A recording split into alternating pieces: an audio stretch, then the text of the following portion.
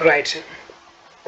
This is just a recap to what we covered last time when we were talking about a ratio which is called earnings per share, right?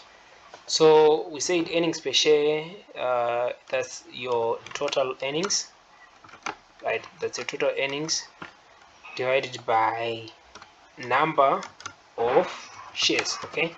Divided by number of shares. So earnings per share, simple, total earnings divided by number of shares. But we said that the denominator here will only work when you have got a company that started a year with a particular number of shares, then closed the same year with the same number of shares.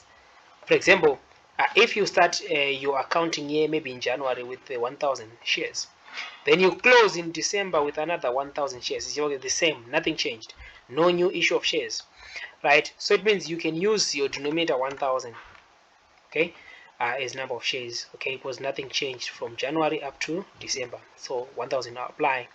But now when you have got changes to the number of shares, maybe you started with 10,000, then you had to issue shares, additional shares of 5,000, then 6,000, then here now we'll need what we call weighted average number of shares, okay? Weighted average number of shares, we call that WANOS. So we have to calculate this WANOS here, weighted average number of shares, because now you see you started with 10,000, then there are additional shares during the year, so we need to calculate WANOS, okay?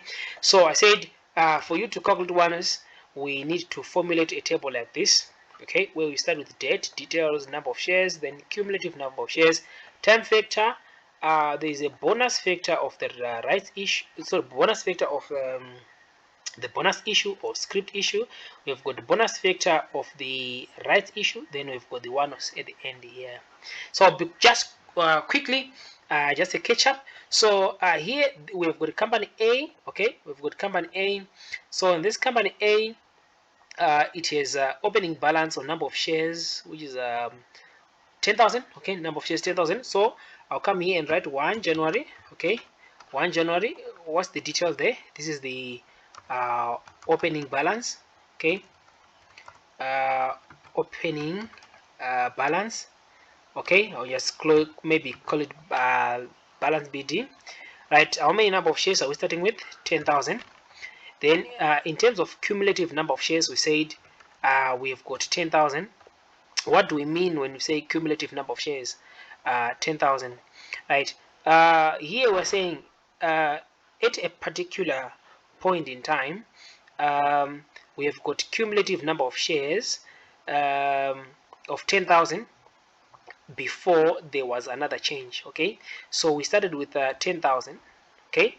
Then we had to stay with the 10,000 during this year up to 31 March, okay? So it means our time factor, we had to stay, remember, January, February, March. So we had to stay 3 months, which means our time factor will now be 3/12, okay? So our time factor there is now 3/12. So cumulatively, from a certain period of time, we had 10,000 shares in total for 3 months before another change happened, okay? So we just write 3/12. Then another change again, there is issued shares at market value, which is 5,000. So this happened on 31 March, right? 31 March. So we've got new issue, okay, new issue. How many shares did we issue? 5,000. Then 5,000 in total. Now we have got 15,000. Sorry, we've got 15,000 now. We've got 15,000. Remember, 10 plus 5, now 15,000. So cumulatively, I now have got 15,000. So how long did I stay with 15,000 before another change happened? Remember, another change happened on 1 June. Another change happened on 1 June. So how long? From 31 March up to 1 June. Remember, this is the period where we had 15,000 shares cumulatively that was occupying that particular period. So we are now counting April, May. So we only have got 2 months, April, May. right? Which means it's 2 over 12. Okay, 2 over 12. April, May, 2 over 12. Then we go to another transaction again, which is something that happened on 1 June. Okay, something that happened 1 June. Right, on 1 June, we again have got a new issue. Okay, we've got a new issue. Right, another new issue, and this time around it's 6,000. Okay, 6,000. So it means in total we now have got 21,000, which is 6 plus this 15, which is 21,000. Right, so how long did we stay with the 21,000 shares in this particular year? You can check from our example. Nothing then later happened after this. Nothing then later happened after this. So we can say now that from 1 June up to 31 December, we had only 21,000, okay, shares. So we're including the June, July, August, September, October, November, December. That is going to be 7 months, which means our time factor is 7 over 12. Right, so remember, if you add these, you're supposed to get 12 over 12. Okay, if you add this period to just a checkpoint, you're supposed to get 12 over 12 there. Here it's supposed to be 12 over 12. Right, so this is what we have. So how do I calculate my weighted average number of shares here, which is my onus?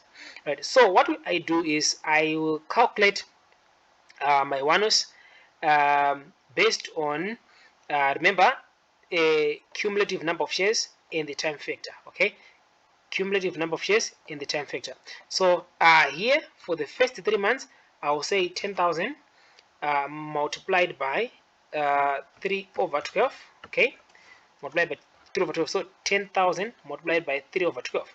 Then the next, I will also multiply 15,000 multiplied by 3 over 12. Okay, 15,000 here multiplied by, oh sorry, it's supposed to be 2 over 12. Sorry, the time factor is 2 over 12, not 3.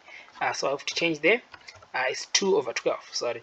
Right, then the next, the last one is 21,000 multiplied by 7 over 12. So 21,000 multiplied by 7 over 12. Right, so that's what I do there.